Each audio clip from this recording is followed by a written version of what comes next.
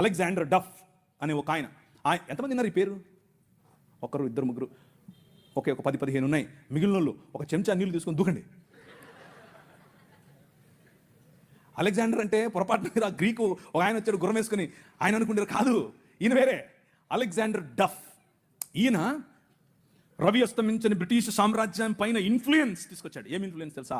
నా పిల్లలు చదవాలి, మా భారతీయ పిల్లలు చదువుకోవాలి. పిల్లలు అన్నారు, ఎందుకు, మాకు అవసరం లేదు, మీ పాశ్చాత్య విద్యతో మేమేం చేస్తాం, మేము మంత్రాలు చదువుతాం. ఆయన అన్నాడు, మంత్రాలకు చింతకాయలు నైరాలతా హై.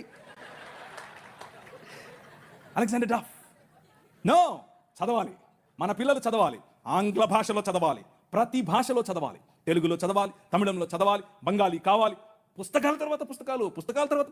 ఈ అలెగ్జాండర్ డఫ్ యొక్క ఇన్ఫ్లుయెన్స్ కారణం చేత ఈశ్వరచంద్ర విద్యాసాగర్, అలాగే రాజా రామ్మోహన్ రాయ్ ఇలాంటి వాళ్ళు నిలబడి, ఎస్ మా పిల్లలు చదవాలి, మా పిల్లలు కూడా చదవాలి, మంత్రాలకు మేమేం చేసుకోవాలి, అవసరం లేదు, ఎల్లమ్మకు పుల్లమ్మకు పోయి మీరు చదువుకోండి అని యూనివర్సిటీస్ ఒకే సంవత్సరంలో, అటువైపు మెడ్రాస్ యూనివర్సిటీ, ఇటువైపు బాంబే యూనివర్సిటీ, ఇటువైపు శ్రీరాంపూర్ యూనివర్సిటీగా ఈ రోజు ఏదైతే ఉందో బైబిల్ కాలేజ్ అనుకుంటున్నారో, అది ఆ రోజు కల్కటా యూనివర్సిటీ.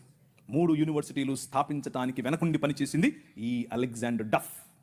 ఈయన ప్రభావం, ఈయన ఇన్ఫ్లుయెన్స్ కారణం చేత మెకాలే అనే ఒక వ్యక్తిని ఈ దేశానికి పంపించారు. పోయి చూసి రాపో బాబు, అసలు చదువు అవసరమా లేదా. ఆయన ఇచ్చినటువంటి నివేదిక, ఎస్ అందరూ చదవాలి. ఇంతమంది కూర్చొని ఉన్నారు, బైబిల్ సంకలో పెట్టుకుని ఓ వెళ్ళిపోతున్నారు, బాగుంది. కానీ ఏడి ఒక్క అలెగ్జాండర్ డఫ్? మీ ఊరు ఎమ్మెల్యేని ఇన్ఫ్లుయెన్స్ చేసే దమ్ముందా నీ దగ్గర? మీ ఊరు ఎంపీ దగ్గర నిలబడుకొని మాకు ఇది కావాలి అని అడిగే దమ్ముందా నీ దగ్గర? అలెగ్జాండర్ డఫ్ నీ కోసం కొన్ని వందల సంవత్సరాల క్రితం నీ పిల్లల కోసం ఆలోచించాడు.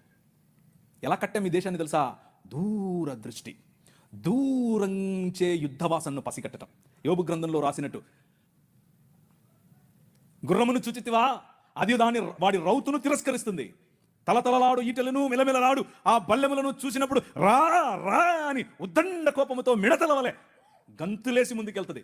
యుద్ధం అంటే దానికి అంత ఇష్టం. ఏది, ఎక్కడున్నారు అలెగ్జాండర్ డఫ్లు? రైజ్ అప్, ఇంతవరకు పాట పాడారు, లే నిలబడు, లే నిలబడు. ఎప్పుడు నిలబడతావు నువ్వు? నీ చరిత్ర. డాక్టర్ బాబాసాహెబ్ భీమ్రావ్ అంబేద్కర్ గారి మాట అన్నారు, ఆయన కూడా ఒక చోట నేర్చుకుందే, మనమే నేర్పాం. The king of this world నేర్పాడు. ఏమన్నారు తెలుసా? చరిత్ర, నీ చరిత్ర తెలుసుకోకపోతే నువ్వు చరిత్రలో లేకుండా పోతావు. ఇది నీ చరిత్ర, ఇది నువ్వు ఈ దేశానికి, ఈ దేశ నిర్మాణంలో నువ్వు సాధించినటువంటి చరిత్ర.